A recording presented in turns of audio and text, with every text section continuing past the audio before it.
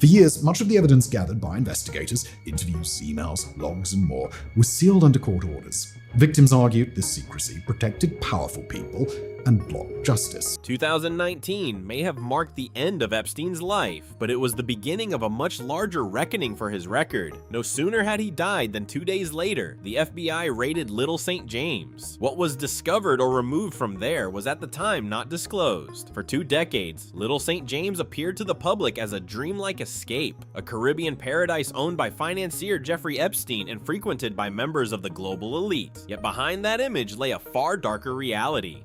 But in August 2019, the FBI tore through the veil of secrecy. Agents descended on the island, and what they uncovered proved more disturbing than even the most persistent rumors had suggested. Court filings from the victims' attorneys repeatedly identified Little St. James as a central location to where his crimes took place.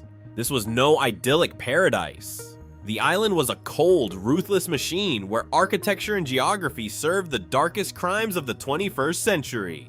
Let's explore Epstein's Island, the island of crime that existed for 2 decades, a self-made billionaire's paradise. In 1998, Jeffrey Epstein, a rising financier in New York, decided to purchase Little St. James in the United States Virgin Islands for approximately $8 million. At the time, the transaction appeared entirely reasonable amid the explosive growth of the global financial markets. The wealthiest men in the world have always sought privacy, and owning a private island represented the ultimate affirmation of that status. Property records show that the island had previously belonged to a venture capitalist, yet it remained largely undeveloped and lacking in amenities. Under Epstein's direction, Little St. James underwent a dramatic transformation in both landscape and architecture. Millions of dollars were poured into reshaping the terrain, and importing thousands of mature palm trees to create instant shade and constructing an immaculate network of stone-paved internal roads. The main residence, a sprawling colonial-style villa complex, was expanded to include a swimming pool, a library, and vast reception rooms that opened onto sweeping ocean views. Throughout the first decade of the 21st century, the island functioned precisely as its public image suggested, a gathering place for intellectual and political elites. Architectural and lifestyle magazines praised the owner's aesthetic taste. The guests who arrived were not obscure figures. They included Nobel Prize-winning scientists, senior politicians, and members of royalty. In 2006, the renowned theoretical physicist Stephen Hawking was photographed attending a barbecue on the island beside Epstein's famous yellow mini-submarine. The presence of such highly respected academic and social figures created a powerful aura of credibility around the island. Conventional logic suggested that a place hosting some of humanity's brightest minds where discussions ranged from quantum physics to the origins of the universe and the future of biology must surely be a sanctuary of civilization. Strict security measures from controlled airspace to patrol boats circling the shoreline were explained as essential precautions to protect distinguished guests. Little St. James did not inspire suspicion through its isolation. On the contrary, that separation reinforced the myth of an island of knowledge. Epstein cultivated the image of a modern Gatsby, a patron of science who used his wealth to create a refuge for sweeping intellectual conversations far from the noise of the crowd. At the time, there were no obvious signs on the surface to suggest anything unusual.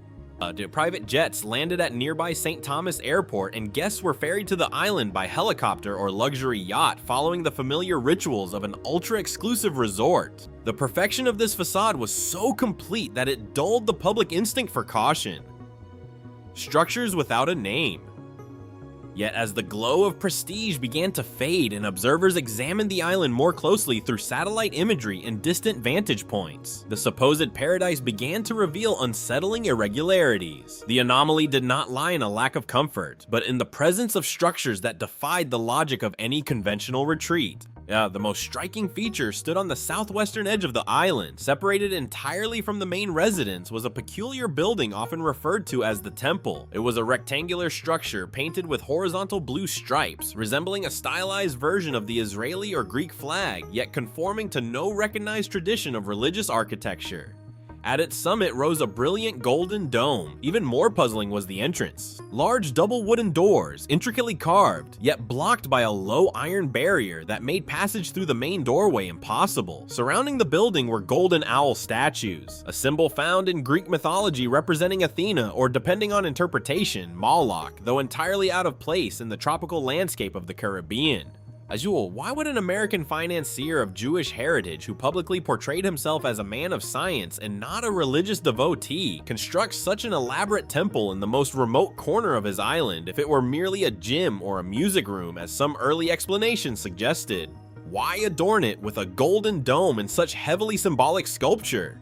Satellite imagery revealed yet another perplexing feature, a massive sundial at the center of the island, encircled by stone benches. And its design evoked ancient plazas, yet its scale and placement suggested something closer to a landing marker or a signal visible from above on neighboring street. Thomas, local residents whispered a different name for the island in seaside bars and along the docks. It was rarely called Little St. James instead. It was referred to as Pedophile Island, a term charged with profound implication. Tourboat operators were warned never to bring visitors too close to Epstein's shoreline. They spoke of black golf carts stationed at all times, of armed men standing watch on rocky outcrops, and of the conspicuous absence of ordinary beachside leisure among the guests. The contradiction between public reputation and physical design created a troubling cognitive gap. A resort invites openness, welcomes the horizon, and embraces the sea. By contrast, the architecture of Little St. James appeared inward-looking, designed to shield and to control lines of sight. The presence of functionally ambiguous, yet heavily symbolic structures suggested that the island was not conceived for simple relaxation. It seemed to follow a logic of its own, one outsiders could sense but not fully grasp, and it was certainly not the logic of an ordinary seaside retreat. The raid on the fortress. Vague suspicion turned into direct confrontation with reality in August 2019, just 2 days after Jeffrey Epstein was found dead in his Manhattan jail cell. The Federal Bureau of Investigation launched an unprecedented large-scale raid on Little St. James. This was no longer a visit from elite guests, but it was the incursion of federal law enforcement into a domain that had been tightly guarded for 2 decades. Drone footage captured FBI agents in tactical gear landing at the dock and moving through the winding internal roads in specialized golf carts. What they encountered was not merely scattered evidence of crime, but a fully developed infrastructure designed to operate independently from the outside world. The island was not simply a residence, it was a self-sustaining fortress. Investigators discovered an industrial-scale seawater desalination plant capable of supplying fresh water for hundreds of people over an extended period without reliance on the mainland. High-capacity generators were buried underground linked to a private telecommunications and internet network that ensured constant connectivity while remaining beyond the oversight of local service providers. This helped explain how activities on the island could unfold effectively invisible to territorial authorities. Data gathered from on-site records, cross-referenced with flight logs from the Boeing 727 registered as N908J, widely known as the Lolita Express, began to reveal a chilling logistical pattern. The flights did not move at random. They followed a dense schedule linking New York, Palm Beach, New Mexico, and Paris to St. Thomas, where passengers were transferred immediately to helicopters or high-speed boats bound for Little St. James. The passenger manifests included more than famous names. They listed numerous young women, many of whom had no public profile and no social standing, appearing repeatedly on flights with striking frequency. In warehouse and maintenance areas, agents found evidence of large-scale shipments of supplies and medical equipment far exceeding the needs of a single household. The island's structure now appeared in stark relief as a factory. It had inputs in the form of flights transporting young women.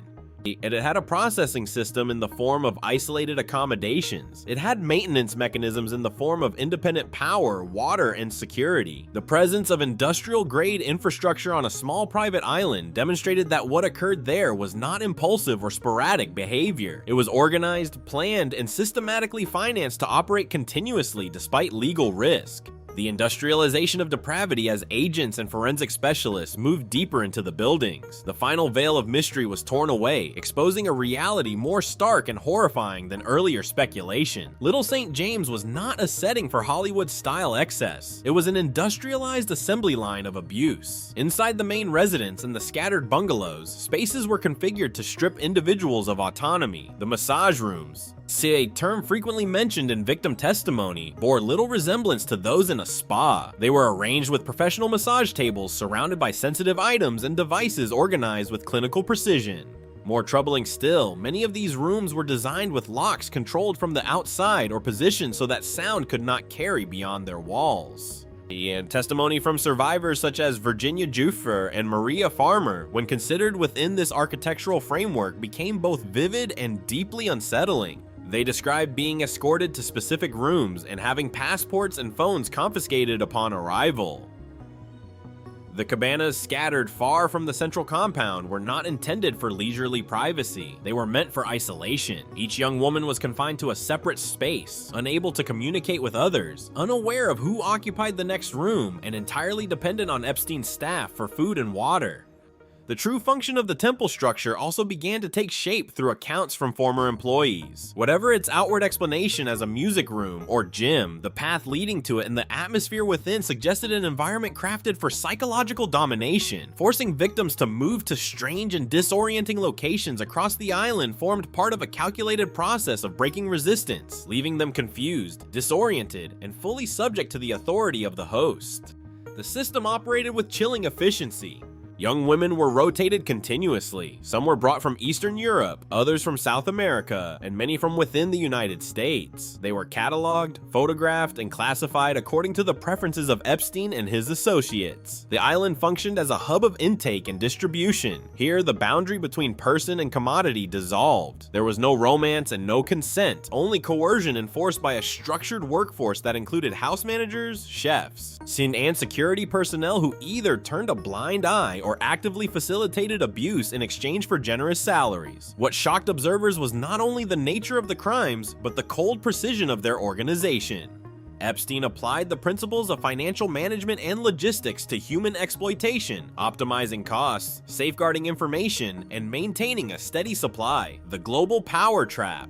If the story ended with Epstein as merely a wealthy deviant, it would not carry such devastating weight. As investigators peeled back deeper layers of the island's true purpose, a darker hypothesis emerged, one that fundamentally reshaped how we understand the relationship between Epstein and his powerful guests. Little St. James was not simply Epstein's private retreat. It functioned as one of the largest honeypot operations of the modern era. Yet, why would some of the most powerful men in the world, from Prince Andrew of the British royal family to a former president of the United States, from technology billionaires to media moguls, risk traveling to a remote island owned by a man with a deeply troubling past? The answer lies in the dense surveillance network discovered on the property.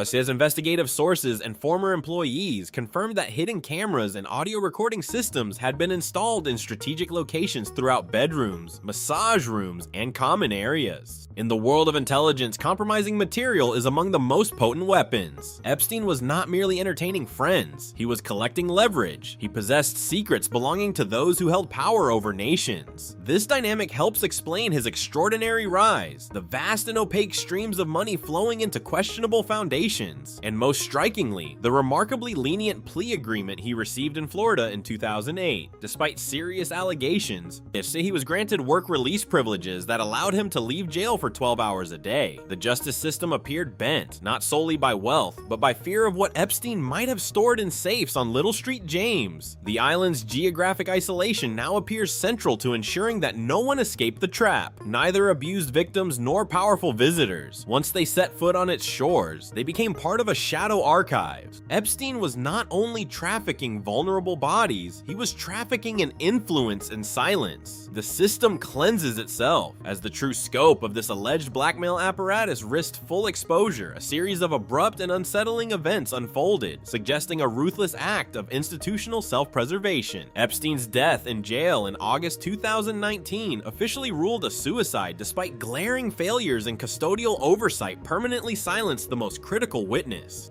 Yet that was only the beginning of a broader clearing operation.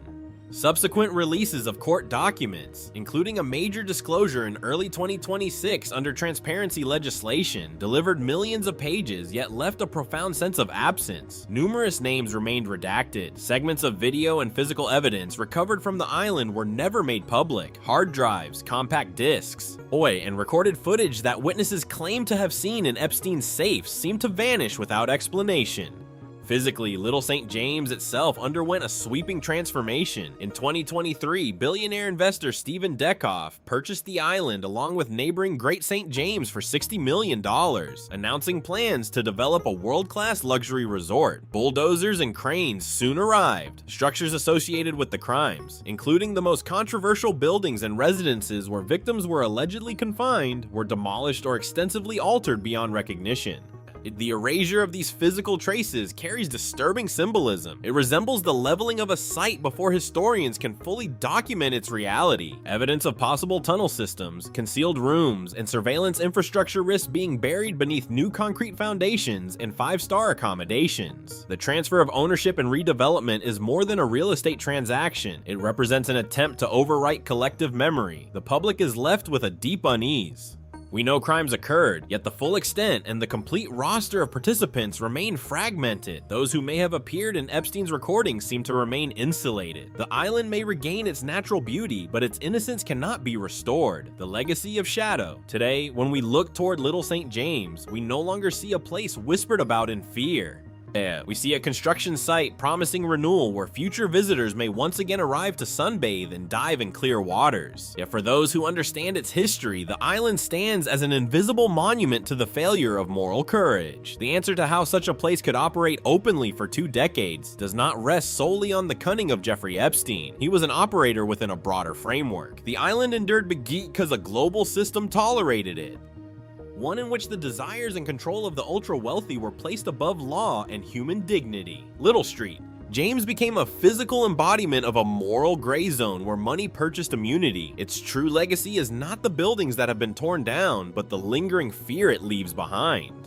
It demonstrated that with sufficient resources and influence, it is possible to construct a private hell within a tropical paradise and compel the world to look away.